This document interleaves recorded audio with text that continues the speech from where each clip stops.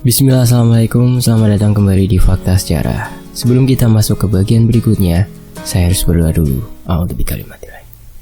Bismillahirrahmanirrahim. Wa wassamil alim. Allahumma shalli ala sayyidina Muhammad sallallahu alaihi wasallam. Ini dia bagian ketiga, Dalang Demit Kampung Wayang, sebuah kisah dari Mas Dioseta.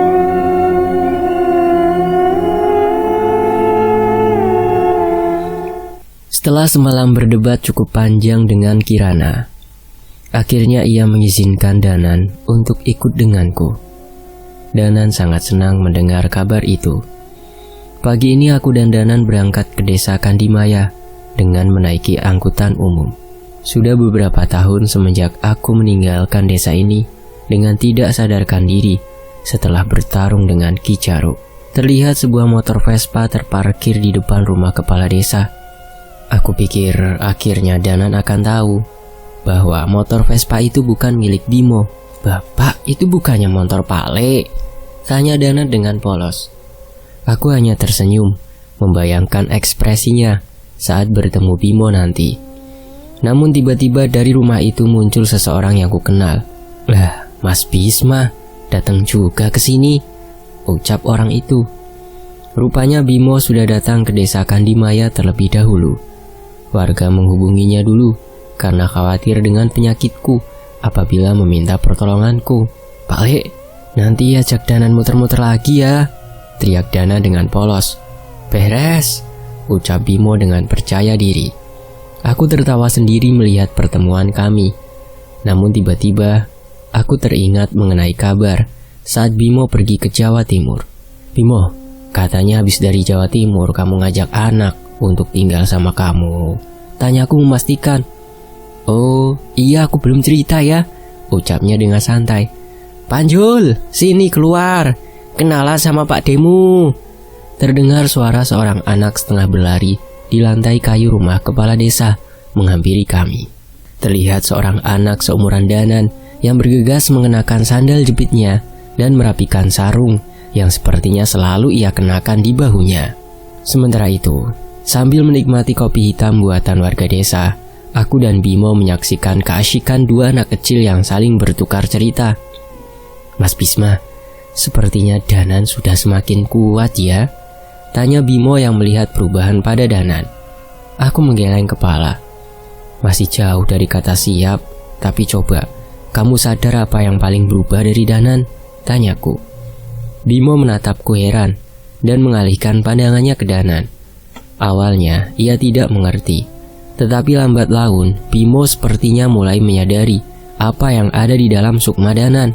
"Keris Raga Sukma?" Bimo terlihat cukup kaget mengetahui wujud gaib keris itu ada di sukma Danan.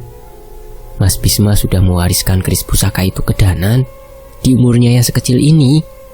Aku tertawa dan menyeruput kopiku yang masih hangat. "Bukan Bimo, aku sendiri juga kaget. Keris itu yang memilih Danan. Saat ini aku sudah bukan pemilik pusaka itu," jelasku. "Enggak Mas, aku masih belum mengerti.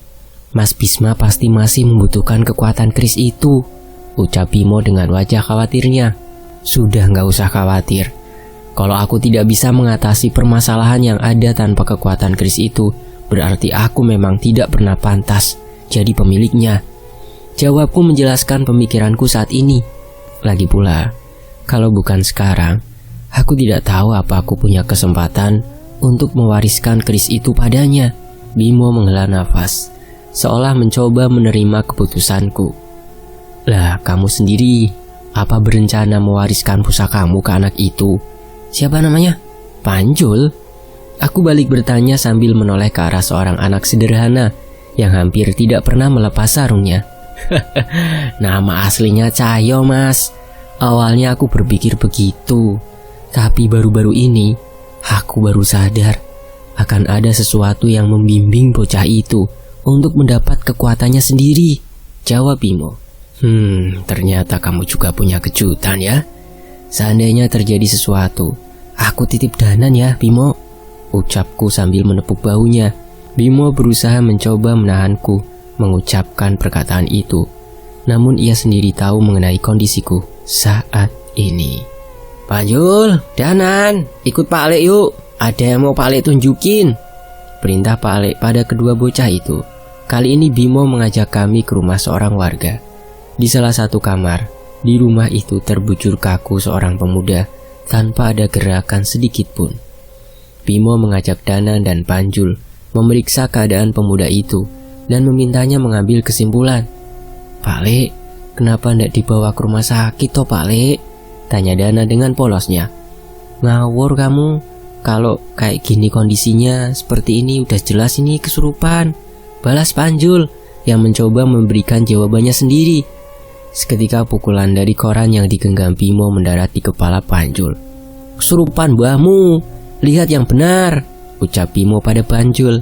Aku tertawa, sepertinya anak kecil ini memiliki kemiripan dengan Bimo yang tingkah lakunya seenaknya sendiri. "Sekarang kalian sudah tahu?" tanya Bimo lagi.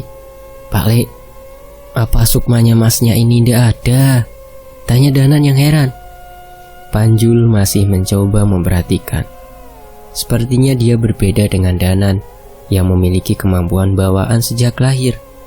Anak ini membutuhkan bantuan Bimo untuk membuka mata batinnya. Awalnya aku khawatir dengan cara yang Bimo lakukan, tapi aku yakin Bimo memiliki alasannya sendiri. "Pian Jul, gimana? Udah ngerti?" tanya Bimo. Panjul mengangguk. Jawaban pertama Danan benar. Saat menemukan kejadian seperti ini, lakukan pertolongan medis sebisa mungkin. Ketika ilmu medis tidak bisa membantu, baru kalian menggunakan kemampuan kalian, jelas Bimo. Setelah cukup jelas melihat kondisi korban, kami memutuskan menunggu hingga malam. Menurut warga, korban-korban ini mendapat serangan saat matahari mulai terbenam.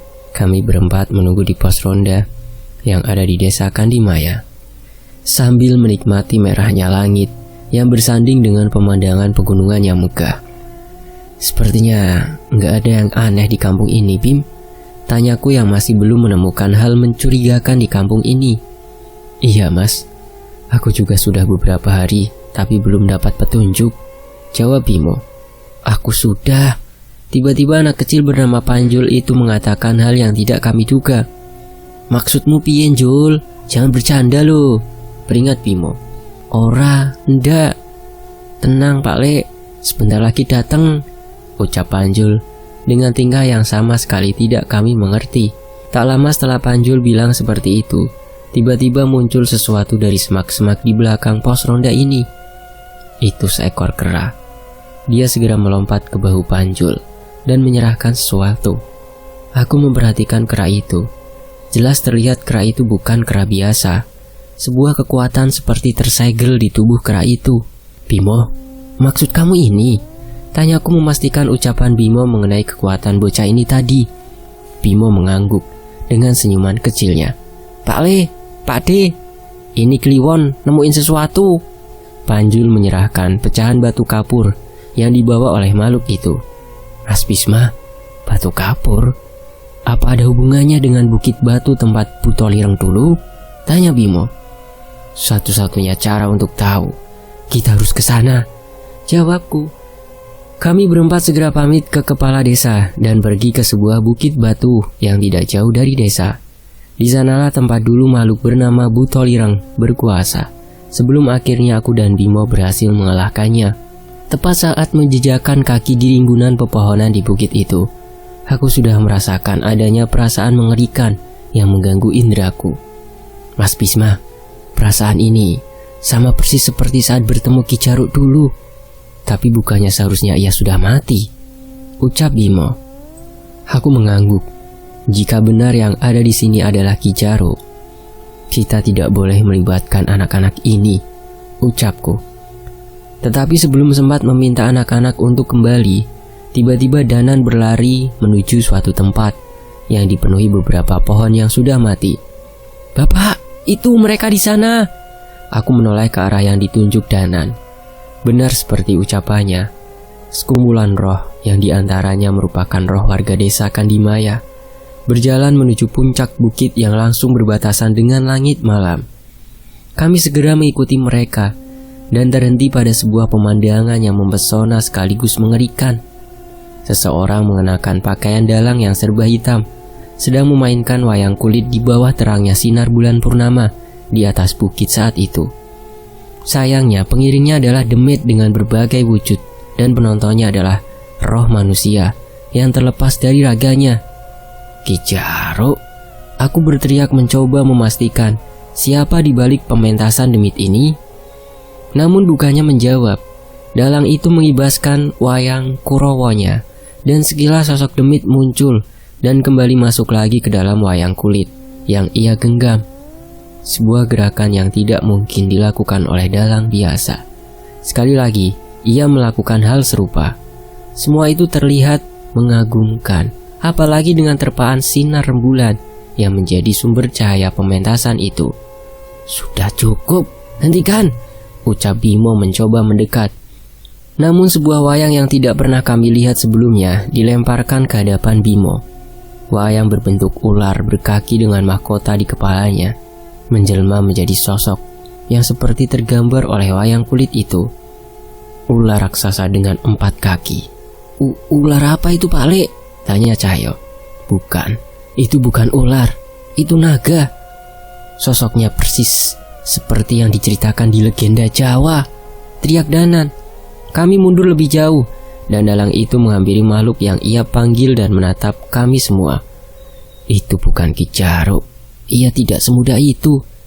Di hadapan kami berdiri seorang pemuda berambut panjang, menggunakan pakaian yang persis digunakan oleh Ki Jaruk.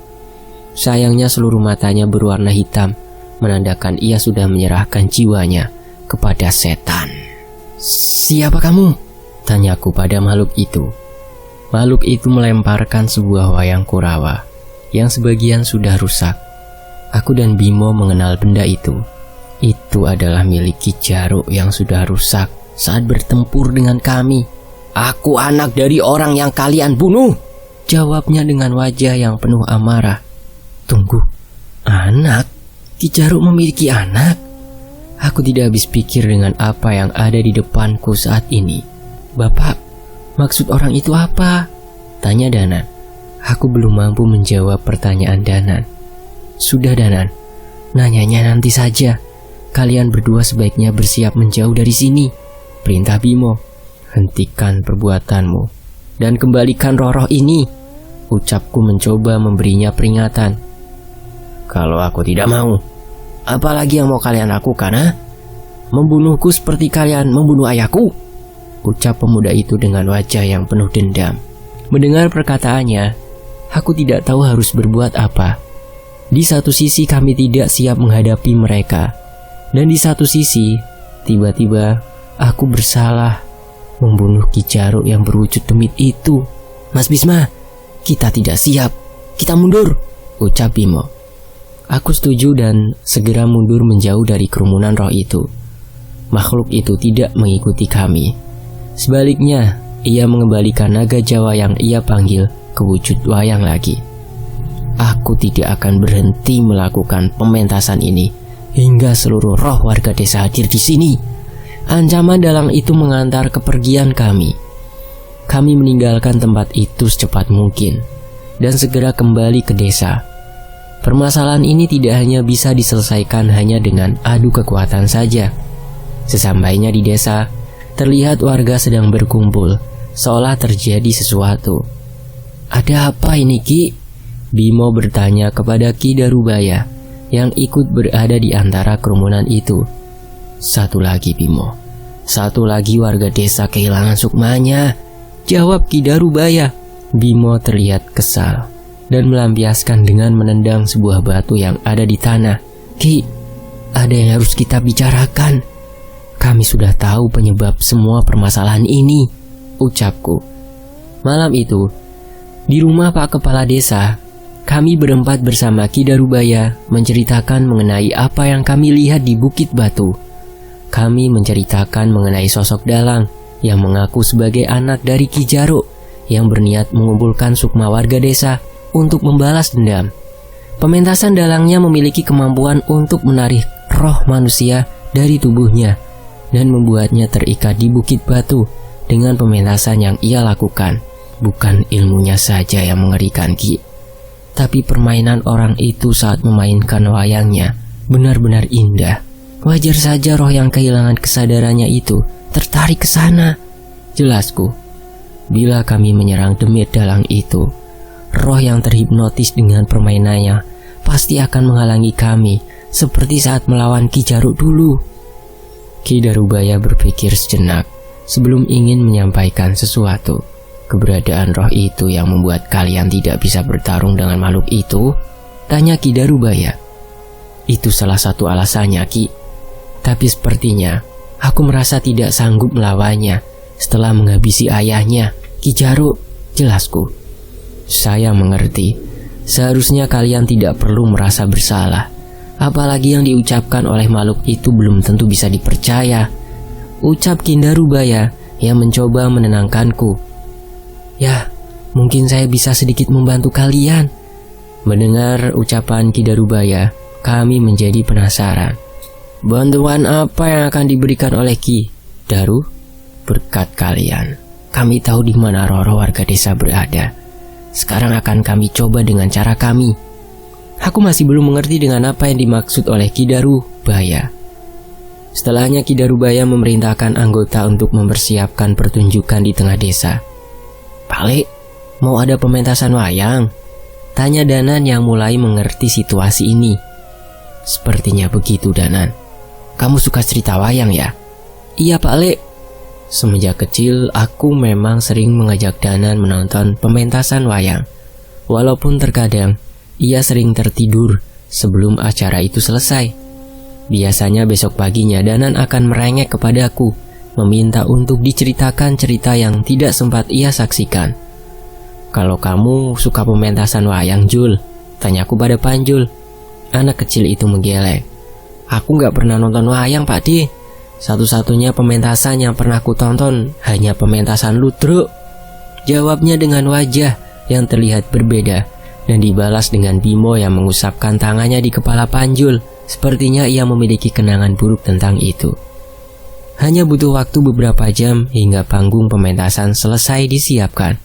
Ketika gendeng gamelan mulai berbunyi, warga mulai berkumpul menyaksikan penampilan wayang yang dipimpin Ki Darubaya sendiri sebagai dalangnya. Sebuah pementasan lakon Pandawa Kurawa yang diambil dari kitab Mahabharata dipentaskan dengan meriah. Ki Darubaya menceritakan mulai dari kelahiran Puntadewa Kurawa hingga peperangan antara Prabu Setyaji Raja Lesanpura melawan Prabu Garbanata Raja Garbaruci. Pementasan ini berlangsung meriah, walaupun warga yang datang tidak tahu maksud dari pementasan ini. Tapi ada sesuatu yang menarik perhatianku. Kera milik Panjul mengambil posisi terdepan dan menyaksikan pementasan itu dengan khusyuk.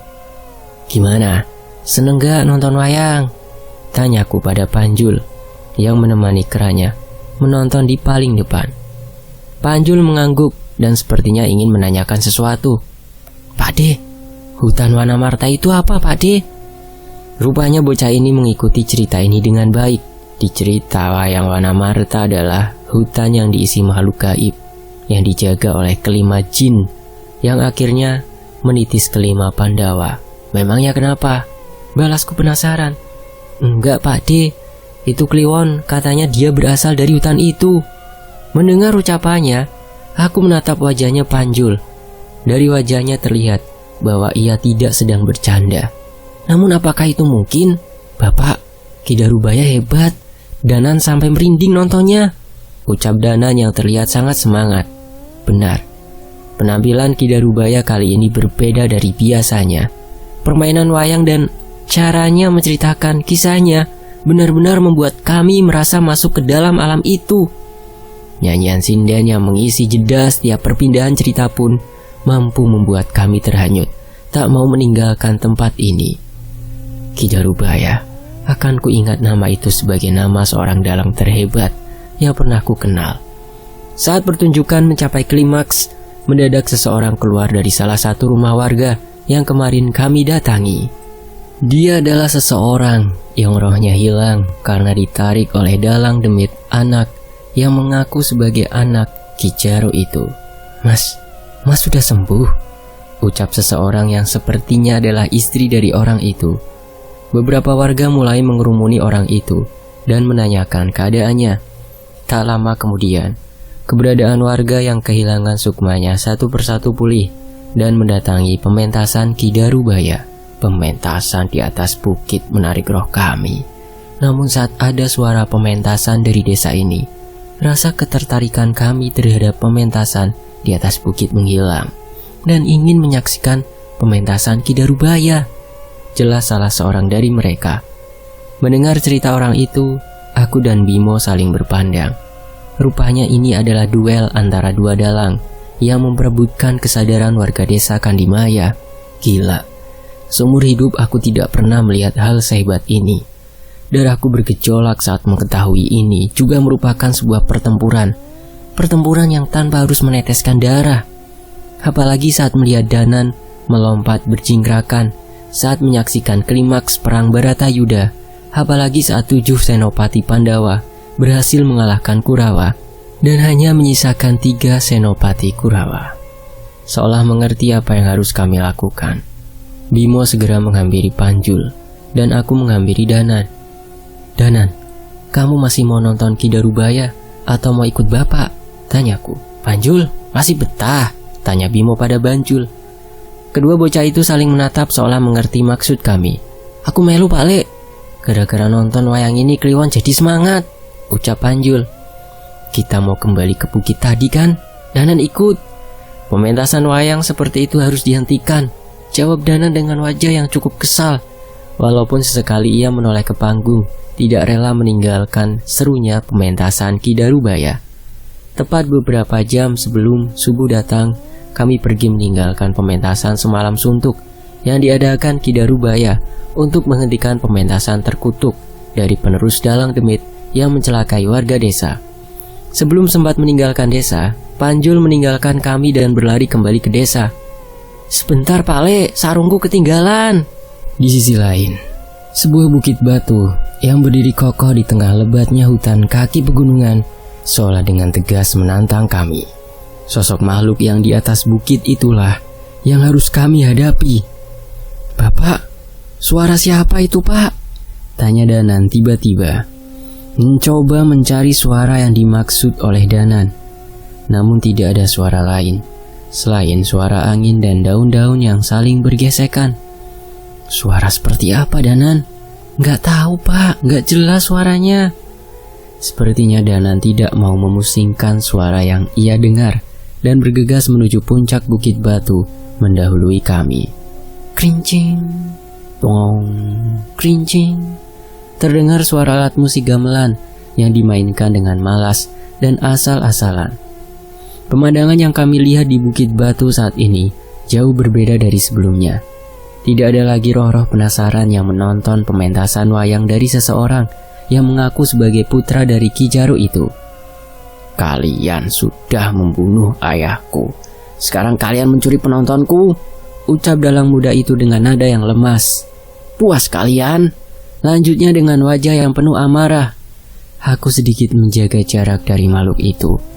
Bukan karena ucapannya, tapi karena pemandangan mengerikan yang saat ini kami lihat.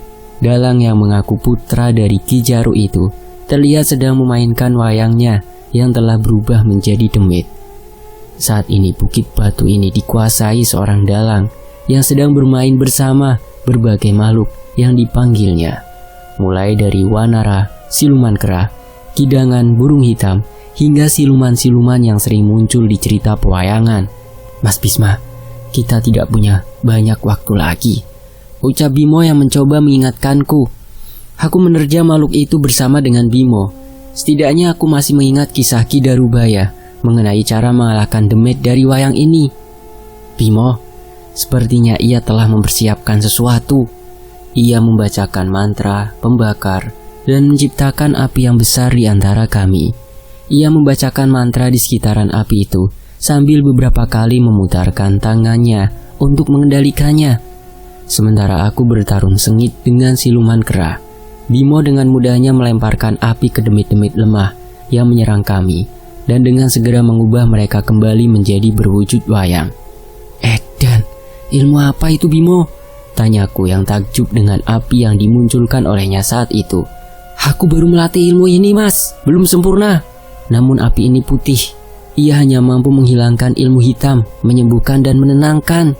Jelas Bimo. Sebenarnya aku cukup heran sekaligus senang.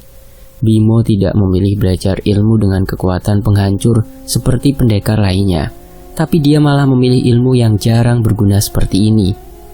Kendi Baraloka. Sepertinya nama itu cocok untuk ilmumu, ucapku yang segera mundur dan mendekat ke bara api itu. Sebuah bara api yang bisa membakar kekuatan jahat dari berbagai alam, seolah berasal dari kahyangan. Bimo sepertinya sedikit terkesan dengan ucapanku. Wah, api mas jenenge, bagus namanya. Jurus pamungkas Bimo, pendekar Sambara, pembakar angkara Geni Baraloka, ucapnya dengan bangga. Kedawonen Pak Le, kepanjangan. Geni Baraloka saja. Suara Panjul tiba-tiba terdengar, seolah sedang melakukan sesuatu di sekitar kami. Wasem kamu Jul, minggir sana, balas Bimo yang setengah nyengir mendengar ledekan Panjul. Entah mengapa melihat tingkah laku mereka berdua, suasana mencekam di tempat ini menjadi mulai tidak terasa. Sebuah mantra kubacakan layaknya puisi yang mengalun menemani terangnya rembulan di malam ini. Ajian Kambuh Rumekso memanggil tiupan angin besar yang segera mengelilingi kami. Tiupan angin yang kuarahkan ke api milik Bimo membuatnya semakin membesar, hingga aku mampu mengarahkan api milik Bimo untuk membakar semua demit, anak buah dalang demit itu, hingga kembali menjadi wayang. Hebat mas, aku saja tidak tahu kalau api ini bisa digunakan dengan cara seperti itu, ucap Bimo yang terkesan.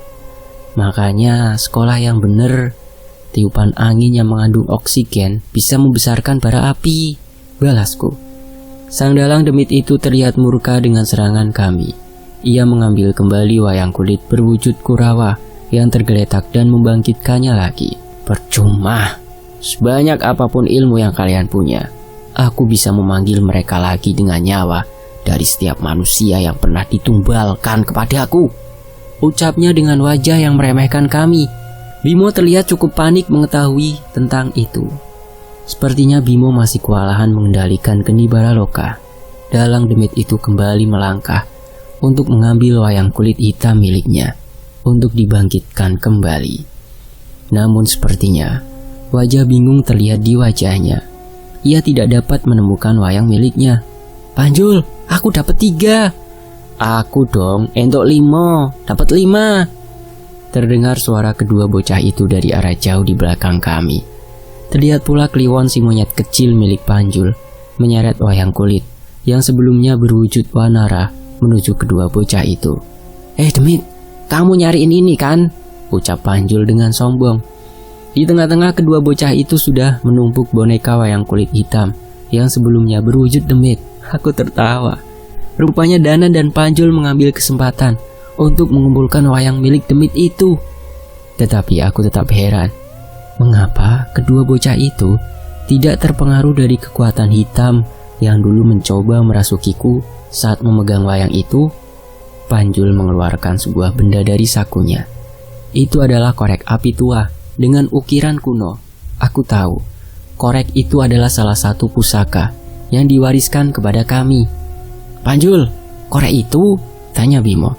Maaf Pak Le, bule yang nyuruh Cayo membawa korek ini waktu meriksa ke pabrik gula. Nanti Cayo balikin pas sampai rumah, ucapnya sambil menyalakan korek itu dan membakar seluruh boneka wayang kulit milik dalang itu. Api dari korek pusaka itu mampu menahan kekuatan hitam dari benda itu dan menghanguskannya hingga tak bersisa. Wajah penuh marah muncul dari dalang itu. Kalian tahu berapa banyak kulit manusia yang kugunakan untuk membuat wayang itu? Ucapnya geram. Seketika ia mengeluarkan 2 buah benda yang tidak biasa. Wayang berwujud naga Jawa seperti yang kami lihat sebelumnya, dan satu lagi wayang Kurawa yang sepertinya merupakan ras buto. Kalau kalian suka dengan mainanku, harusnya kalian juga suka dengan ini, ucap dalang itu sembari melemparkan wayang kulit berbentuk Kurawa itu ke arah Dana dan Panjul. Mereka seperti bersiap menerima benda itu. Namun tepat sebelum mencapai tanah, wayang itu berubah menjadi raksasa besar yang menghempaskan kedua bocah itu. "Panjul, Danan!" teriak Bimo yang khawatir dengan keadaan mereka. "Brengsek!" ucapku yang segera menerjang dalang demit itu. Namun wayang satunya yang berwujud naga hitam mengibaskan ekornya dan membuatku terpental. Sebelum sempat menolong kedua bocah itu, demit berwujud Kurawa menahan Bimo bersamaan dengan dalang demit yang sudah menggenggam kerisnya untuk menyerang kami. Aku tidak bisa fokus melawan makhluk-makhluk ini. Sementara demit buto tadi menghancurkan sisi bukit batu tempat Danan dan Cahyo berada tadi. Entah aku harus berbuat apa, antara harus menolong Danan dan Panjul atau bertarung dengan demit ini. Apalagi kami sama sekali tidak bisa meremehkan naga yang muncul dari wayang miliknya. Wayang ini sangat berbeda dengan demit-demit kroco tadi. Wayang ini dibuat material yang berbeda, sama seperti wayang Kurawa Buto yang mencelakai Danan dan Panjul. Api hitam dari naga Jawa itu bahkan bisa menghapuskan geni baraloka milik Bimo. Sedangkan pikiranku terbagi dengan kekhawatiran akan Danan dan Panjul yang jatuh ke jurang itu. "Mas Bisma, kita titipkan kedua anak itu pada pelindungan Gusti yang Maha Kuasa. Fokuslah pada pertarungan ini," ucap Bimo. Ucapan Bimo benar. Tepat setelah kata-katanya, suara dentuman terdengar dari bawah jurang. Itu menandakan demit buto itu masih melancarkan serangan, yang berarti Danan dan Panjul masih hidup. Aku sedikit tenang, namun tetap saja berpikir. Pikiranku masih terbagi, pasti begitu juga dengan Bimo. Dalang demit itu menyerangku dengan keris hitamnya, persis yang digunakan oleh Ki Jaro. Sementara demit Kurawa membantunya hingga membuatku terpojok. Tidak bisa. Ini terlalu sulit bila harus melawan mereka tanpa keris Rogo Sukmo di tanganku. Beberapa kali aku terpental dengan serangan mereka. Beruntung aku masih memiliki ajian pelindung yang bisa meminimalisir lukaku. Cukup lama pertarungan sengit ini berlangsung, hingga aku mulai kehabisan tenaga.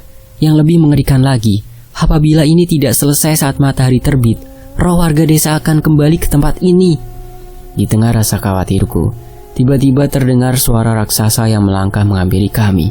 Tunggu, demit buto itu kembali ke tempat ini? Berarti Danan dan Panjul. Sementara itu, kita masuk ke sudut pandang Danan. Kemunculan raksasa dari wayang dalang demit itu membuatku dan Cahyo terjatuh ke sebuah jurang dangkal di pinggir bukit. "Sopo kowe?" Samar-samar terdengar suara seperti tadi. Aku datang ke tempat ini. Ternyata suara itu berasal dari dalam bukit batu ini. "Siapa itu?" teriakku mencoba mencari tahu siapa pemilik suara itu. "Kamu yang merusak tempat tinggalku." "Bukan, dalang demit sama anak buahnya yang merusak," jawabku.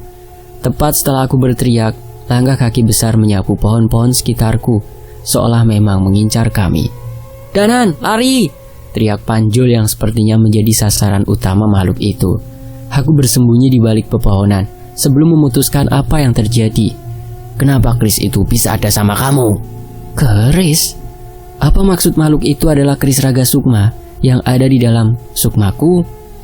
Ini pusaka warisan Bapak. Dari mana kamu tahu benda ini?" tanyaku penasaran. "Aku kenal pemilik keris itu." Mbah kenal sama Bapak?" tanyaku dengan polos. "Mbah? Kalau kenalannya Bapak berarti aku manggilnya Mbah kan?" "Yo, manggil Mbah ya rapopo." Belum sempat melanjutkan pembicaraan lagi, tiba-tiba hutan yang berada di sebelahku menjadi porak-poranda oleh demit raksasa itu. Aku khawatir dengan keadaan Panjul. Namun saat makhluk itu menemukan keberadaanku, ia segera berlari dan mengayunkan pukulannya kepadaku. Aku tak mampu menghindar dari serangan sebesar itu dan hanya dapat meringkuk pasrah atas hasil dari serangannya. Namun hingga beberapa saat, tak ada satupun serangan yang mengenai tubuhku. Ternyata saat aku membuka mata, muncul sesosok makhluk raksasa yang berdiri di hadapanku. Pemilik keris itu sebelumnya bukan pengecut. Pertarungan dengannya bahkan tidak bisa kulupakan sampai sekarang, ucap raksasa itu. Suara dari makhluk itu persis seperti suara yang muncul di pikiranku tadi. "Mbah," ucapku yang tak tahu harus berkata apa. "Aku Buto Lireng, raksasa penguasa bukit batu ini," ucapnya seolah menyatakan keberadaannya. "Jadi, Makhluk ini yang merusak wilayah kekuasaanku.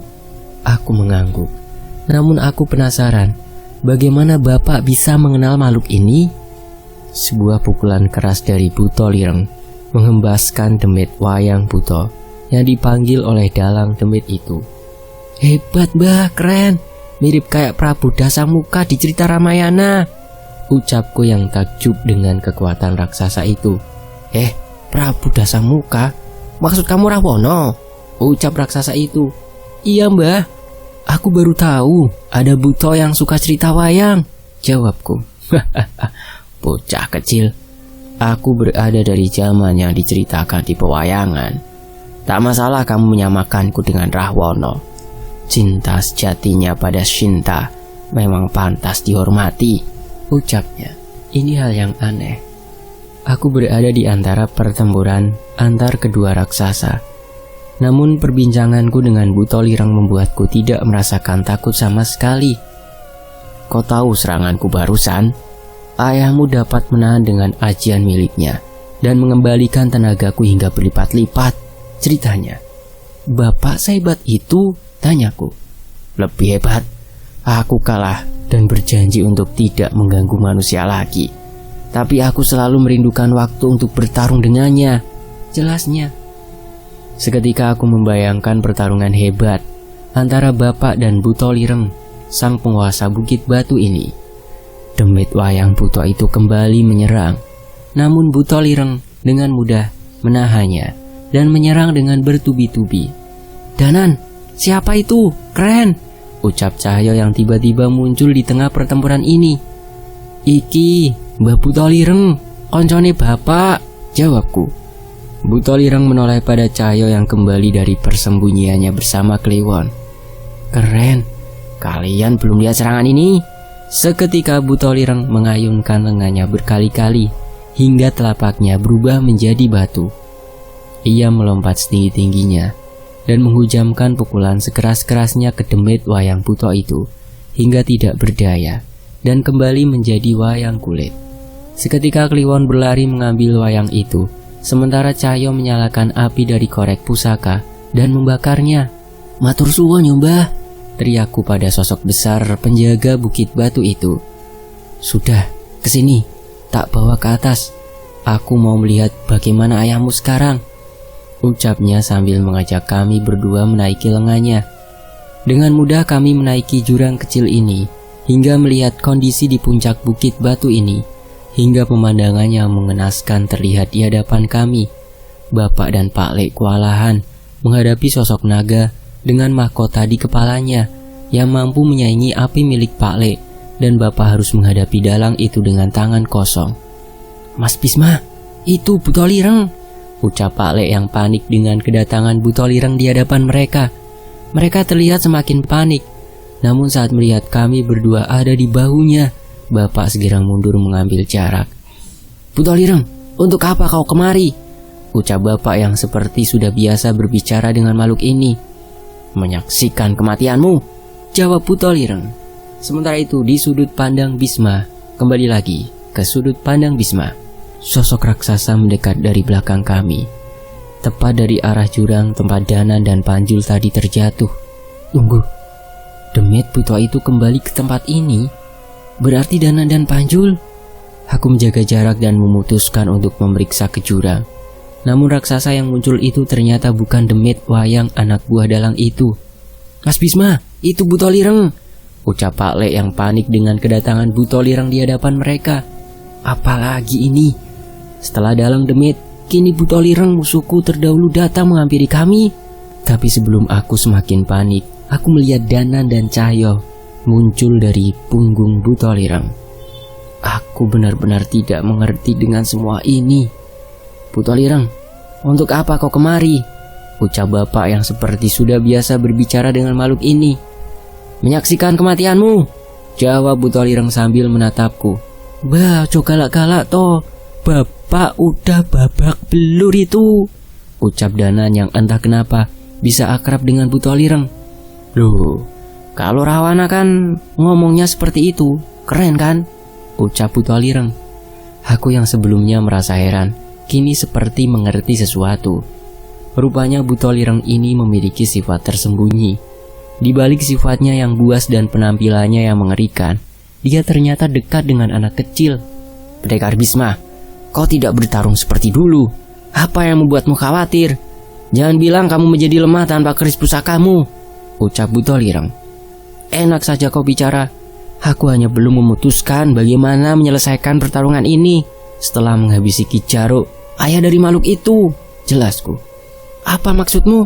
Ki Jaruk belum mati? Dia ada di hadapanmu," ucap Butolireng. "Tunggu, apa maksud Butolireng? Brengsek kau Butolireng. Apa mau ikut campur urusanku?" ucap dalang demit itu yang panik dengan kehadiran Butolireng. "Apa urusanku? Kamu yang menghancurkan bukit kekuasaanku, membuatnya jadi sarang demit-demitmu. Sudah bagus bukan aku yang menghabisimu," balas Butolireng. Aku dan Bimo mundur ke arah Butolireng dan mengatur pernafasan kami. "Mas, ini kekuatan terakhir keris Sukma Geni. Aku tidak bisa menggunakannya kembali sampai benar-benar pulih," ucap Bimo yang segera meneteskan darahnya di keris andalannya itu dan memulihkan kondisi kami berdua. "Kedua bocah ini dalam perlindunganku. Berikan tontonan menarik padaku," ucap Butolireng. Aku tertawa. Aku sama sekali tidak pernah menyangka musuh besarku saat dulu kini membantuku di pertempuran ini. "Matur suwun. Terima kasih Butolireng. Aku berutang satu." Berkat Butolireng aku sadar, rupanya yang sedari tadi kuhadapi bukanlah anak dari Ki Jaruk. Dia adalah Ki Jaruk sendiri yang tubuhnya sudah mati dan kini rohnya berubah menjadi demit. Dengan wujud rohnya ini, dia bisa membuat penampilannya menjadi lebih muda. Aku benar-benar tertipu dengan strategi drama bodoh Ki Jarik ini. Tidak akan ada bedanya. Bila raksasa sialan itu tidak ikut campur, kalian tetap akan mati di tanganku, ucapnya yang segera memerintahkan wayang Kurawanya untuk menyerangku. "Danan, perhatikan ini."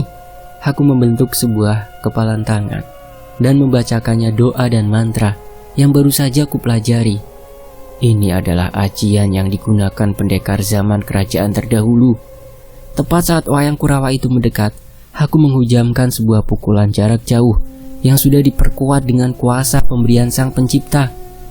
Seketika demit Kurawa itu terhempas dan kembali menjadi sosok wayang.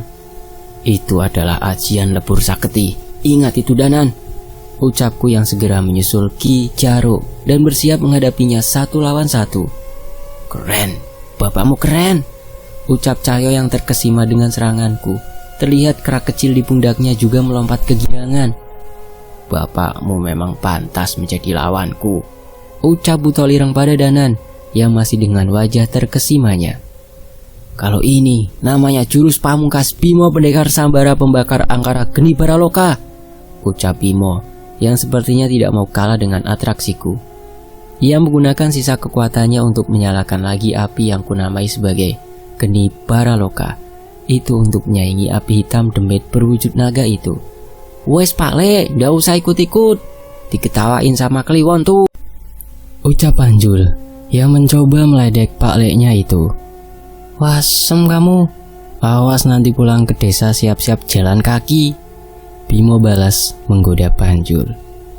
Di tengah pertarungan ini, aku bersyukur bahwa dalam keadaan mencekam seperti ini, Danan berada bersama orang-orang, maksudku makhluk-makhluk baik, yang melindunginya. Mungkin inilah pelengkap dari takdir besarnya. Ia tidak hanya harus menghadapi banyak bahaya, tapi juga akan ditemani orang-orang dan makhluk yang akan mewarnai hidupnya. Di sisi lain, sekali lagi aku membacakan mantra di kepalan tanganku dengan sempurna. Seluruh kekuatan yang kusimpan, kukerahkan dengan serangan ini. "Itu Danan, ajian lebur saketi lagi," ucap Cahyo dengan penuh semangat. Danan mengangguk, menelan ludahnya dan berusaha tidak melewatkan apapun dari pertarungan ini. Sayangnya, strategiku tidak semudah itu. Aku harus membiarkan Ki Jaruk menghunuskan kerisnya pada tubuhku. Baru setelah itu aku menyerangnya dengan ajianku ini. Semoga saja mereka memaafkanku atas pilihanku ini. "Pak De, ayo serang," ucap Cahyo. "Iya Pak, tunggu apa lagi?" lanjut Danan. "Tidak, Aku masih harus menunggu Ki Jaruk untuk lebih dekat. Tepat saat api putih Bimo membakar demit naga yang berasal dari wayang itu, Ki Jaruk mendekat menggunakan semua kekuatannya untuk menyelimuti keris hitamnya dengan aura gelap dan berlari menghujamkannya kepadaku. Sebuah benda menusuk tepat di bahu kiriku. Aku menggenggam lengan itu dan mengarahkan semua kekuatan ajian lebur saketi di tubuh roh Ki Jaruk hingga tak mampu lagi bergerak. Setidaknya aku tidak mati sendiri, ucap Ki Jaruk yang tubuh rohnya telah terbelah dengan seluruh kekuatan hitam meninggalkannya. Ki Jaruk terjatuh dengan tubuhnya yang kembali menua, dengan posisinya yang terkapar di tanah. Ia hanya melihat seekor monyet kecil yang menggenggam sebuah keris hitam. Tunggu, jangan-jangan itu keris Ki Jaruk?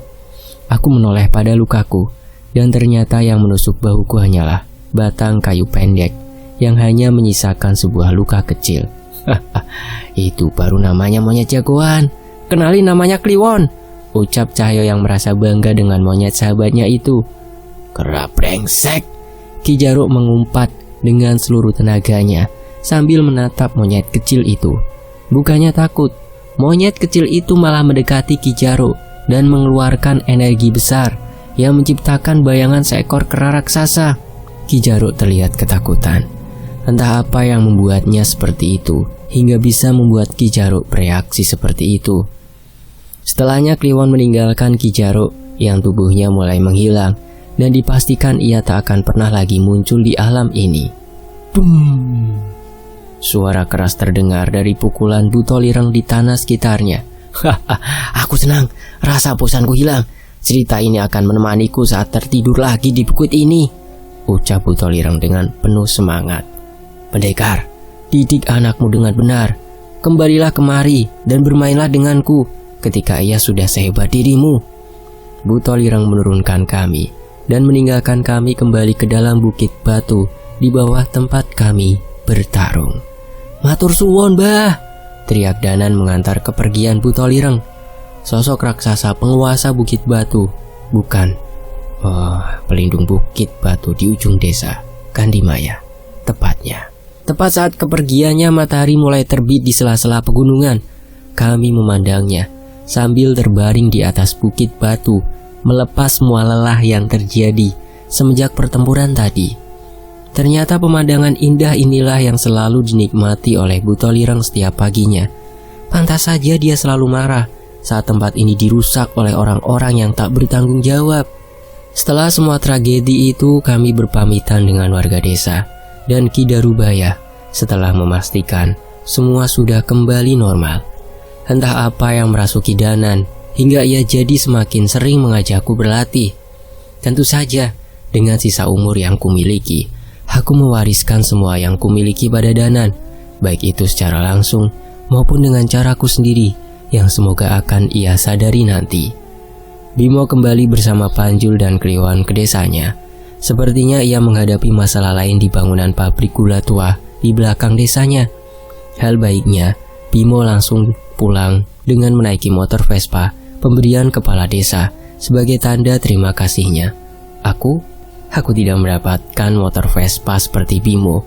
Sebagai gantinya, ikatan dalang di desa Kandimaya akan membiayai seluruh biaya sekolah Danan hingga ia kuliah. Mereka berinisiatif seperti ini karena sudah tahu akan kondisi penyakitku. Di saat-saat penyakit ini mulai menyerangku, aku dan Kirana memutuskan untuk pindah di desa Kandimaya dan menghabiskan sisa hidupku di sini dengan warga yang ramah dan pementasan wayang yang selalu bisa menghiburku hingga melupakan penyakitku. Danan memang anak yang kuat. Mungkin kemampuan yang ia miliki membuatnya merasa bahwa kematian hanya memisahkan raga dan roh, sehingga kami masih bisa berkomunikasi. Sayangnya kenyataannya lebih rumit dari itu. Beruntung aku sempat menyaksikan Danan tumbuh remaja. Ia sempat berbicara saat nanti selepas kepergianku, Danan ingin tinggal di rumah Bu Ranti, budenya, di Jawa Barat untuk mengenal budaya yang ia tidak ketahui. Bahkan ia sudah merencanakan untuk kuliah di Jogja. Entah bagaimana ia bisa sangat tertarik dengan Gunung Merapi. Tidak hanya Danan, Kirana juga ingin kembali melatih sinden-sinden muda di Sanggar Ki Darubaya. Itu meyakinkanku bahwa ia tidak akan pernah kesepian. Aku senang melihat pertumbuhan dan bagaimana ia mempersiapkan masa depannya. Tidak ada lagi yang kusesali di hidup ini. Aku sangat berterima kasih pada Tuhan Yang Maha Kuasa atas semua yang kualami dalam hidup. Bisma, Pendekar Sambara, pamit. Sementara epilog dari kisah ini, seorang pria datang seorang diri ke atas sebuah bukit batu di pinggir desa. Ia menikmati matahari yang terbit dengan indah di antara gunung yang mengitarinya. Maaf, kita tidak bisa bertarung lagi hari ini. Ini sudah batasku, ucap Bisma yang menghampiri Buto-Lireng di atas bukit itu. Bayangan sosok raksasa muncul mendekat ke arah pria itu. Sudah cukup. Setiap pertarungan kita akan selalu menjadi cerita pengantar tidurku di bukit ini, ucap sosok raksasa itu. Apa aku boleh meminta sesuatu? Ucap Bisma. Katakan, apa kau mengizinkan jasadku untuk bersemayam di sini? Aku suka matahari terbit di tempat ini. Raksasa itu menoleh dengan wajah yang kaget. Tentu saja, kehormatan untukku bisa menemani jasadmu di sini. Nanti aku tunjukkan tempat terbaik menonton pementasan wayang di desa itu.